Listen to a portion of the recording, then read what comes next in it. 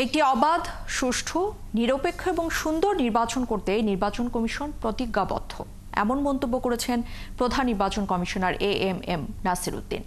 সোমবার সকালে ময়মনসিংহে চলমান ভোটার তালিকা হালনাগাদ এবং ত্রয়োদশ জাতীয় সংসদ নির্বাচন নিয়ে আয়োজিত সভায় এই কথা জানিয়েছেন তিনি। সেই সাথে আরও জানিয়েছেন, এবার আর দিনের ভোট রাতে হওয়ার কোনো সুযোগ নেই। কোনো রাজনৈতিক বিতর্কে জড়াতে চায় না কমিশন। যে কোনো সিদ্ধান্ত কমিশনের সকল সদস্য মিলেই নেওয়া হবে, আর একক কোনো সিদ্ধান্ত এক্ষেত্রে নেওয়া হবে না। সভায় অংশ নেন জেলার সকল অতিরিক্ত আঞ্চলিক নির্বাচন কর্মকর্তা, জেলা নির্বাচন কর্মকর্তা, অতিরিক্ত জেলা নির্বাচন কর্মকর্তা এবং উপজেলা নির্বাচন কর্মকর্তাগণ।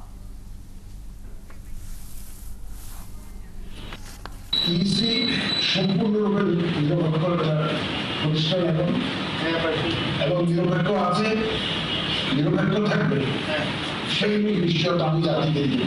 আপনাদের এখানে কোনো ধরনের কোনো প্রভাব, কোনো ধরনের কোনো চাপের কাছে আমরা মাথা নামাবো না।